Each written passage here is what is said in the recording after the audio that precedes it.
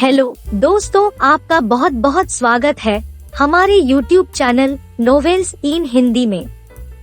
दोस्तों, वीडियो को लाइक करें और चैनल को सब्सक्राइब जरूर कीजिएगा और बेल आइकन को प्रेस करना तो बिल्कुल मत भूलिएगा ताकि आपको सभी वीडियो की नोटिफिकेशन मिलती रहे। चलिए दोस्तों, बिना समय गवाए कहानी की शुरुआत करते हैं। सर, मैंने आपको पहले से ही कह दिया था कि आज शाम मुझे एक इवेंट में उपस्थित रहना है। नंबर 1 हीरोइन शैली सागर प्रसिद्ध डायरेक्टर शेखर मल्होत्रा से कह रही थी। शेखर मल्होत्रा की इस फिल्म में वह दिल नवाज के साथ रोल कर रही थी। दिल नवाज की वजह से उसे कई घंटों तक बैठना पड़ता था। अभी भी दिल नवाज की वजह से उसका वक्त बर्बाद हो रहा था। वह नंबर 1 हीरोइन थी और एक फिल्म के लिए 12 करोड़ रुपए लेती थी, लेकिन दिल नवाज उसे टेकन फॉर ग्रांटेड ले रहा था। शैली नवोदित थी तब दिल नवाज ने उसे फिल्म दिलाई थी और बाद में भी हीरोइन के रूप में एस्टैब्लिश होने में मदद की थी। हालांकि उसके बदले में दिल नवाज ने उसके साथ सेक्सुअल रिलेशंस रखे थे। शैली को पहले तो ऐसा ही लगता था कि दिल नवाज उसके प्रेम में पड़ गया है, लेकिन थोड़े ही समय में उसका ये भ्रम टूट गया था कि दिल नवाज कभी भी किसी को सच्चा प्यार नहीं कर सकता। वह वुमनाइजर था, सिर्फ वुमनाइजर ही नहीं, सेक्स एडिक्ट भी था। शैली किसी फिल्म के सेट पर शूटिंग कर रही हो तब दिल नवाज को सेक्स की इच्छा हो तो वह शैली को सेट पर से सबके सामने अपनी या उसकी वेनिटी वेन में ले जाता था। उस वक्त शूटिंग के बीच आधा घंटा या उससे भी ज्यादा गैप आ जाता था। शैली उस वक्त भयंकर एम्बेरेसिंग स्थिति में आ जाती थी। उसे लगता था कि वेनिटी वेन के ओपेक ग्लासेस और पर्दे को बींधकर सेट पर उपस्थित स्पॉट बॉय से लेकर डायरेक्टर तक के सभी लोग उसे दिल नवाज के साथ नग्न अवस्था में देख रहे हैं। लेकिन उसे बॉलीवुड में हीरोइन के रूप में सफलता प्राप्त करनी थी, इसलिए सब कुछ सह रही थी। हालांकि शैली की थोड़ी फिल्में सफल हुई और उसका स्थान बॉलीवुड में मजबूत हो गया। फिर वह दिल नवाज के साथ दूरी रखने लगी थी। एक दिन दिल नवाज ने उसे प्लेटिनम प्लाजा होटल में रात बिताने के लिए कॉल किया। तब शैली ने साफ शब्दों में इनकार कर दिया था। उसने कहा था कि हमारे ऐसे संबंध का अंत आ गया है, अब हमारे बीच सिर्फ प्रोफेशनल रिलेशंस ही रहेंगे। उसके ये शब्दों को सुनकर दिल नवाज का दिमाग फट गया था। उसने शैली को कई सारी गालियां सुना दी। सामने शैली ने भी उसे गालियां सुनाई थी। दिल नवाज ने कहा कि तुमने मेरा इस्तेमाल करके मुझे छोड़ दिया है, मैं तुम्हें कभी माफ नहीं करूँगा। शैली ने उसे मुंहतोड़ जवाब दिया कि मैंने तुम्हारा इस्तेमाल नहीं किया, तुमने मेरा इस्तेमाल किया है, मैं तुम्हें माफ नहीं करूँगी। लंबे झगड़े के बाद शैली ने कॉल डिस्कनेक्ट कर दिया। हालांकि उस वक्त दोनों की 4 फिल्में अंडर प्रोडक्शन थी, इसलिए मजबूरन दोनों को साथ काम करना पड़ता था। दोनों साथ में आधी फिल्में पूरी कर रहे थे, लेकिन सेट पर दोनों के बीच अनबन हो ही जाती थी। कभी किसी पार्टी में मिल जाते तो वहाँ पर भी दिल नवाज शैली को नीचा दिखाने की कोशिश करता रहता था और सामने शैली भी उसे उसकी ही भाषा में जवाब देती थी। नोकझोंक के बाद दोनों के बीच मामला शांत हो गया था, लेकिन दोनों के मन में ये बात घर कर गई थी कि सामने वाली व्यक्ति ने उसका इस्तेमाल किया। अभी दिल नवाज उसकी वेनिटी वेन में घुसकर बैठा था, इसलिए वक्त बर्बाद हो रहा था। वक्त गुजर रहा था, वैसे शैली व्याकुल हो रही थी। शेखर मल्होत्रा स्वयं भी बेचैन था। वह सेंसिबल डायरेक्टर था, उसे स्टार्स के साथ काम करने की आदत नहीं थी, लेकिन पहली बार वह दिल नवाज और शैली जैसे टॉप के स्टार्स के साथ फिल्म बना रहा था। इस फिल्म को बनाते बनाते वह थक गया था। वह जैसे भी हो जल्द से जल्द इस फिल्म को पूरा करने की कोशिश कर रहा था, लेकिन दिल नवाज की वजह से उसकी फिल्म का शेड्यूल ठीक से आगे नहीं बढ़ रहा था। शेखर ने अपने एक असिस्टेंट डायरेक्टर को कहा, दिल नवाज सर को बुलाओ।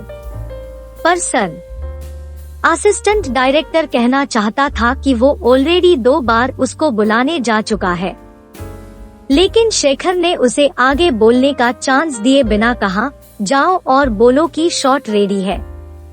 असिस्टेंट डायरेक्टर हिचकिचाते हुए दिल नवाज की वेनिटी वेन की ओर गया। Sir, shot is ready. Shekhar के असिस्टेंट डायरेक्टर ने वेनिटी वैन का दरवाजा खोलकर डरते डरते तीसरी बार दिल नवाज को कहा, didn't I tell you that don't disturb me for some time? Don't come again, Dilnawaz ने उसके सामने देखे बिना ही कहा। उसका ध्यान मोबाइल में था। Sir, I have to leave at 7:30। I hope you understand my situation, Shaily director Shekhar Malhotra से कह रही थी। शेखर का चेहरा तंग हो गया। दिलनवाज के टेंट्रम से वह थक गया था, लेकिन फिल्म 70% शूट हो गई थी, इसलिए वो फंस गया था। लेकिन अभी उसका धैर्य टूट रहा था। उसने शैली को कहा, यू कैन गो एट 7:30। शैली को लगा कि शेखर उस पर नाराज हुआ है, तो वह स्पष्टता करने लगी कि मुझे रियली जाना ही पड़ेगा। एल्स यू नो सर कि मैं पूरी रात तक शूट चल रहा हो तो भी कभी रिक्वेस्ट नहीं करती कि मुझे जाने दो। आई नो, अभी दिल नवाज की वजह से देर हो तो आप निकल जाना, शेखर मल्होत्रा ने कहा। शेखर मल्होत्रा ने अपने मन में कुछ तय कर लिया था। हाय स्वीटी, मिस यू। मयूरी के मोबाइल पर दिल नवाज का व्हाट्सएप मैसेज आया। मयूरी को समझ नहीं आया कि क्या जवाब दे, सोचकर जवाब दिया, hi sir. No sir, call me, Dil Nawaz. Do you forget what I told you? तुरंत ही दिल नवाज का मैसेज आया, sorry sir. Again sir, I think I have to make you more comfortable. Let's meet for dinner tonight. Mayuri तुरंत जवाब नहीं दे पाई। Dinner के बाद क्या होगा उसका अंदाजा अब उसे हो गया था, लेकिन दिल नवाज को अवॉइड करने से फिल्म गंवाने की नौबत थी। दूसरी ओर उसे ऐसा भी लगता था कि शायद दिल नवाज को सच में उसके साथ प्रेम हो गया हो। उसने सोचा कि कल रात दिल नवाज ने उसे कई बार आई लव यू कहा था। उसने अपना पर्सनल मोबाइल नंबर भी दिया था। कई बार मनुष्य जब अनचाहे संयोग में होता है तब विशफुल थिंकिंग करता है। मयूरी ने कास्टिंग काउच के बारे में सुना था, लेकिन दिल नवाज की इमेज इस तरह बिगड़ी हुई नहीं थी। उसने कई एक्टर्स और डायरेक्टर एवं प्रोड्यूसर के बारे में बुरी कमेंट्स सुनी थी, लेकिन दिल नवाज के बारे में किसी ने उसे कुछ कहा नहीं था। मीडिया में भी दिल नवाज के बारे में इस तरह की बातें सुनी या पढ़ी नहीं थी, लेकिन उस रात पहली ही मुलाकात में वह उसे बेड पर ले गया था, यह भी वास्तविकता थी। इसी दुविधा की वजह से वह तय नहीं कर पाई थी कि दिल नवाज के साथ बिताई रात की बात बड़ी बहन मोहिनी को कहे या नहीं। मयूरी अपनी बड़ी बहन मोहिनी के साथ सारी बातें शेयर करती थी, लेकिन वह जीवन में पहली बार दुविधा में पड़ गई थी। अभी भी वह दुविधा में थी। वह सोच रही थी कि क्या जवाब दूं। इतने में दिल नवाज का दोबारा मैसेज आया। इस बार उसने सिर्फ क्वेश्चन मार्क भेजे थे। मयूरी ने सोचा कि जो होना था वो तो हो गया, अब पीछे हटकर हाथ आया मौका गंवाने का कोई अर्थ नहीं है। उसने रिप्लाई किया, श्योर सर। दिल नवाज का मैसेज आया। मयूरी ने जवाब में स्माइली भेजी। दिल नवाज मयूरी के साथ चैट करता रहा, फिर उसने मैसेज भेजा, okay done 9 PM at platinum plaza. Bye sweetie, love you. Mayuri के साथ चैट पूरा करके दिल नवाज सेट पर जाने के लिए वेनिटी वैन में से बाहर निकला। तब 7:45 बजे थे और शैली सागर 7:30 बजे सेट पर से निकल चुकी थी। शेखर मल्होत्रा ने भी कप का ऑर्डर दे दिया था। दिल नवाज को शैली सागर और शेखर मल्होत्रा दोनों पर गुस्सा आ रहा था, लेकिन इस वक्त वह चुप हो गया। उन दोनों का करियर बर्बाद कर देने का खुन्नस उसके मन में सवार हो चुका था। हालांकि अभी वह मूड बिगाड़ना नहीं चाहता था, इसलिए शांत रहा।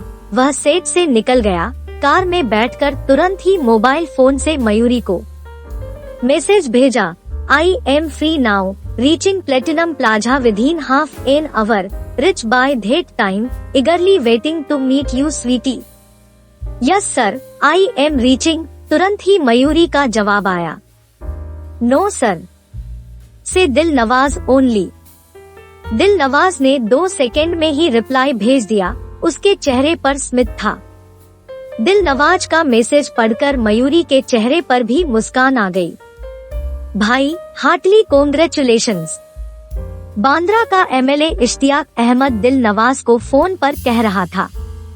दिल नवाज को रूलिंग पार्टी ने north central Bombay Lok Sabha seat की टिकट दी थी। यह न्यूज मीडिया में प्रसारित हो इससे पहले इश्तियाक तक पहुंच गई थी। Thank you Ishtiyaq. मैं तुम्हारा नाम सजेस्ट किया था, लेकिन चीफ मिनिस्टर ने कहा कि पार्टी को अभी विधानसभा में इश्तियाक की जरूरत है। दिल नवाज ने कहा, अरे भाई, हम दोनों एक ही है। आपको टिकट मिली अर्थात मुझे ही मिली ऐसा समझो। मैं आपके लिए इलेक्शन में पूरा जोर लगा दूंगा। तुम मेरे दोस्त ही नहीं, भाई हो। इश्तियाक, दिल नवाज इमोशन हो गया। दिल नवाज के साथ बात करके कॉल डिस्कनेक्ट करते हुए इश्तियाक बोला, तुम्हें जिताने के लिए नहीं, लेकिन खत्म करने के लिए मेरी सारी ताकत लगा दूंगा। बास्टर्ड दिल नवाज। इश्तियाक ये शब्द बोल रहा था तभी उसके पीए आफ्ताब ने उसके चैम्बर में प्रवेश किया। अपसेट और नर्वस इश्तियाक का ध्यान नहीं गया कि आफ्ताब ने उसके शब्दों को सुन लिया है। कहानी के अगले भाग के लिए चैनल को लाइक, शेयर और सब्सक्राइब जरूर करें।